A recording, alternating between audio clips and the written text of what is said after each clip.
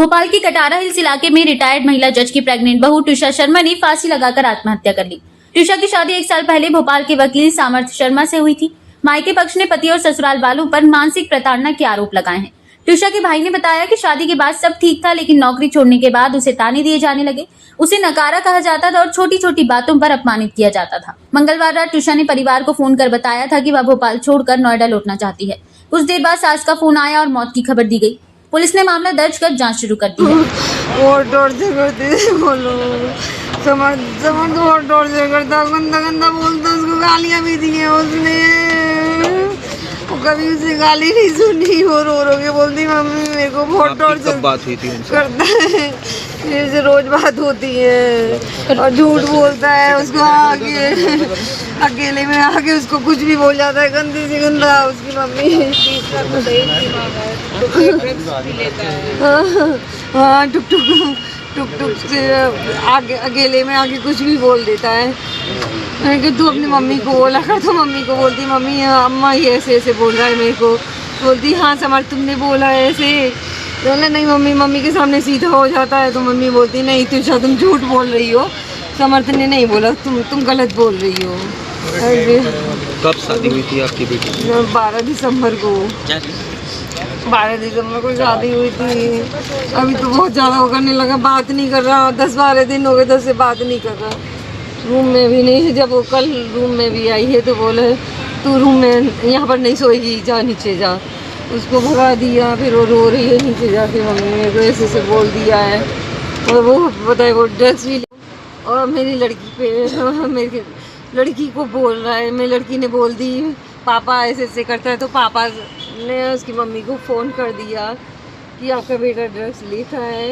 तो पापा से भी चिढ़ गया है, तो बोले मम्मी पापा को गंदी गंदी गाली दे रहा है, हर्षी को गंदी गंदी गाली दे रहा है। और पापा को बुला रहा है कि तेरे बाप से मैं नाक रगड़वाऊंगा। दिखाने का ड्रामा कर रहा था कि नहीं मालूम था इसको, गिरी वाला को सब पता था। 2 साल पहले बेंगलोर में भी वो पकड़ा गया है, कॉलेज में भी वो 2 साल के लिए।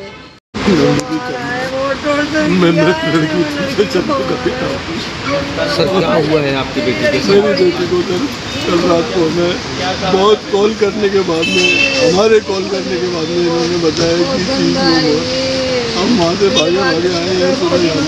सर आपकी बात कब हुई थी आपकी? हमारी बात लास्ट बिल्कुल जैसे ही हम बात कर रहे थे उसका फ़ोन गिर गया।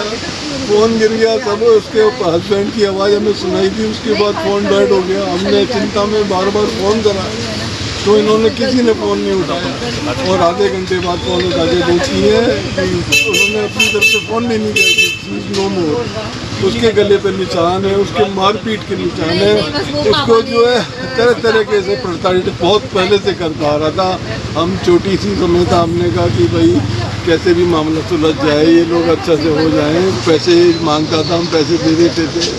हमने इस चीज़ को ज़्यादा गंभीरता से नहीं लिया। हमने जो है जैसे की बात की 20 लाख रुपए के शेयर मैंने उसको दे रखे थे। मैंने बेटा ये तुम्हारे लिए, वो लड़की से अपने नाम ट्रांसफ़र कराना चाहता था।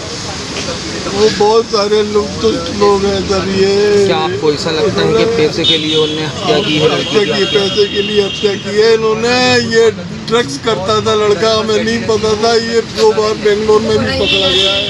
इसकी पुरानी हिस्ट्री ड्रग्स की। ये फोर्स करता था हमारी लड़की को ड्रग्स करने के लिए। और अब ये पूरा ये बना रहे हैं केस की अपनी इन्फ्लुएंस करके कि लड़की ने सुसाइड किया, लड़की ड्रग्स करती है, जबकि ड्रग्स की जांच होनी चाहिए इनके खून की। इनको तुरंत गिरफ्तार करना चाहिए। चार प्रधानमंत्री जी, हम आपसे यादव साहब, मोहन साहब, बेटी बचाओ बेटी पढ़ाओ, इन दुष्टों को तो सर अभी गिरफ्तारी हुई है उनकी? नहीं हुई गिरफ्तारी, अभी नहीं हुई। हमें कानून समझा रही है पुलिस। हमने कहा हमारी FIR लिखो, करी नहीं, हम ऐसे नहीं कर सकते। तो TI साहब यहाँ पे मौजूद है? हमें समझाया कानून की, हम ऐसे नहीं कर सकते। PM रिपोर्ट आएगी, उसके बाद में देखेंगे। और पता नहीं कितना टाइम लगेगा। हम लाश नहीं लेंगे जब तक SIT का गठन नहीं होगा इसमें और जांच नहीं होगी। ये बहुत इन्फ्लुएंस। सर कटारा हिल्स में देखेंगे संदिग्ध अवस्था में मृतका का शव मिला है।